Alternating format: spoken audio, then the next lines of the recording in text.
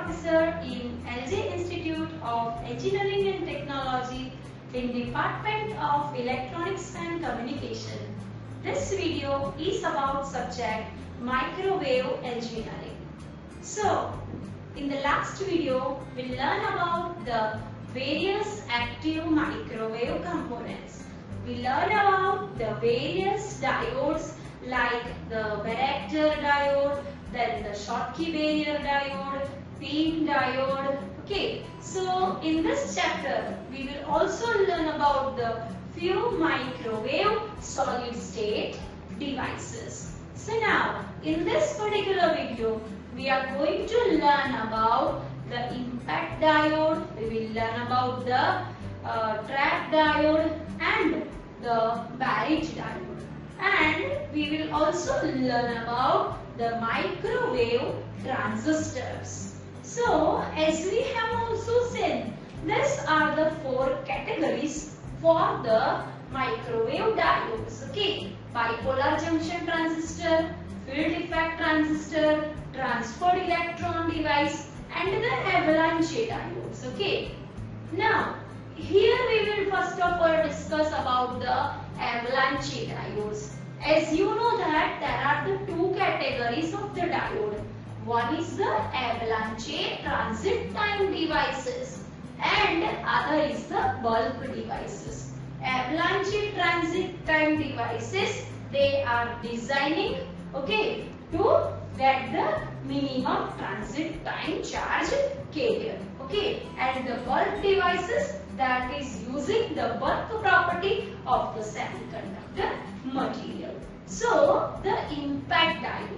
The full form of the impact diode is impact ionization avalanche transit time diode. This diode uses the avalanche breakdown united with the transit time of the charge carrier to facilitate it to offer a negative resistance region. So here you can see in this diagram that it consists of the 2N plus substrate, and between that there is a drift layer of the N minus, and over here the avalanche effect. The avalanche effect, that is the multiplication of the hole and the electron pair. Okay, so that we have in case of the impact ionization. Here we can see also the characteristics of the impact diode, that is between the IV characteristics. That is while the small voltage is there, then after the some small voltage, the currents that starts flowing through the impact diode. Now here the reverse breakdown after the minimum voltage. So impact diode that exhibit the negative resistance, and that is why it is used as an oscillator to produce the microwave. It is also used as an amplifier, and that can be operated at the frequency between about 3 GHz and the 100 GHz. The main advantage of the diode is that the high power capability. And the application of the mainly due to include the low power radar system and the proximity alarms. The disadvantage of using this diode, that is the phase noise level is high due to the nature of the avalanche process. So this is about the impact diode. Trap diode. Trap diode, that is trapped plasma avalanche triggered transit. So this is the construction of the trap diode. Consists of the P plus and the N plus substrate. Between that there is a drift space and the current or the pulse generator through which the input is applied to this. So what is the function of this trap diode? So as soon as the diode is excited, the charge is accumulated in the depletion region at the junction and the electric field across the junction that increases linearly. Okay, so now when the sufficient carriers are generated, what happens? It then depresses throughout the deflection region, and due to that the voltage that will be fall down.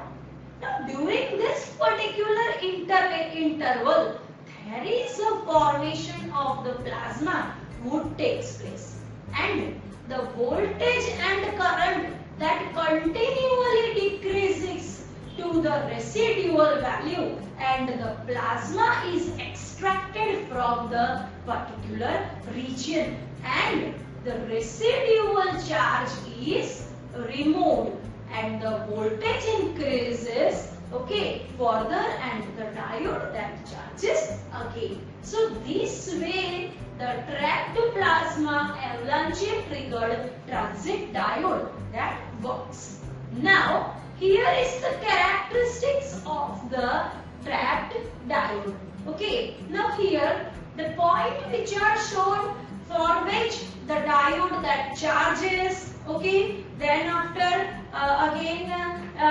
it decreases, then the constant region we are getting, in which the constant voltage we have, okay, after the fully charging. Okay, so this is the characteristics of the trapped diode. Okay, so here the characteristics versus the voltage and the current with respect to the time. So these are the waveforms is shown. Okay, so that the point A, okay, now point A, this is the starting time, fine. Now after that what happened? That is the voltage is applied, okay, and the charging, okay, of the junctional capacitance. So AB, that is the point, that is the charging of the junctional capacitance. BC, that is the electron hole plasma formation by depressed field. DE, that is the plasma extraction. EF, that is the plasma, the residual extraction. And FG, that is the charging of the diode, okay, and the GA is the constant voltage after the fully charging.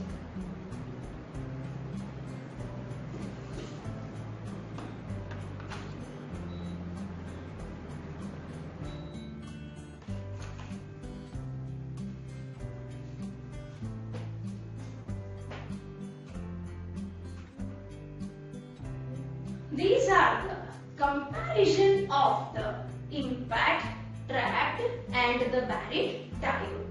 Full form of the impact diode, that is impact ionization avalanche transit time. Trapped diode is trapped plasma avalanche triggered transit. Buried diode is a barrier injection transit time. Operating frequency range for the impact diode is 4 GHz to 200 GHz. Trapped diode is 1 to 3 GHz. And for the buried diode, it's a 4 GHz to 8 GHz. Okay.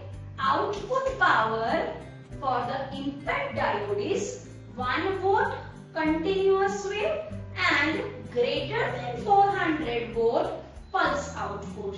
For the trapped diode, 250 volt at 3 GHz and 550 volt at 1 GHz.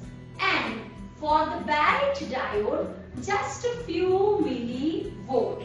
Okay, the efficiency of the impact diode, that is the 3%, and 60 for the continuous wave, and the 60% for the pulse, that is below the 1 GHz. It is more efficient and the more powerful, okay, than the gun diode type, okay, devices. Impact diode, okay, that is having the noise figure, it's about the 30 dB, and it is the worst than the gun diode. Okay. Similarly, over here for the trap diode.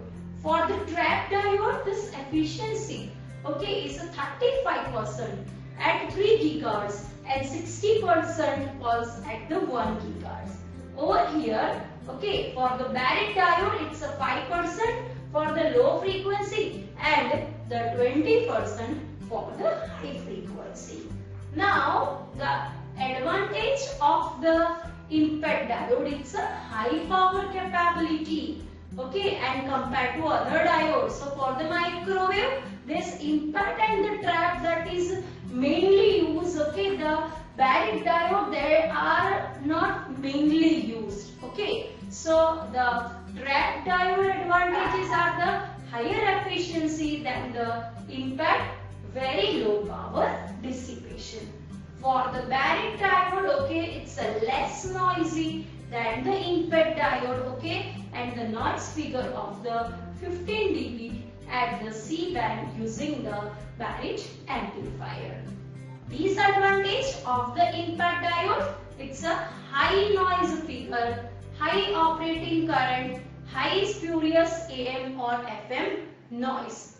The trap diode, that is not suitable for the continuous wave operation, but due to the high power densities, high noise figure of about the 60 dB, upper frequency is limited to below millimeter band.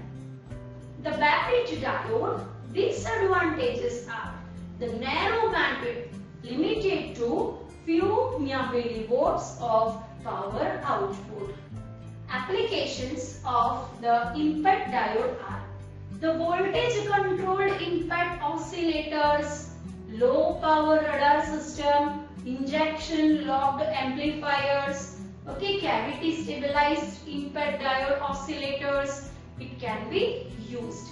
The trap diode, that is used in the microwave beacons, instrument landing system, local oscillator in the radar, and it is used in the microwave oscillator small signal amplifier. Okay, so these are the comparison of the IMPET, trap and the Barrett diode.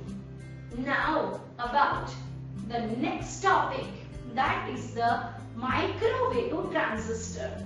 The microwave transistor are same as the transistor which are used at the low frequency. So the low frequency, the bipolar junction transistors, they were used homo junction transistor, heterojunction transistor, made up of the different kind of the material. So homo junction transistor made up of only the single material, and the heterojunction transistor, that is made up of more than one material, with the two materials that can be used, okay, in case of the making that.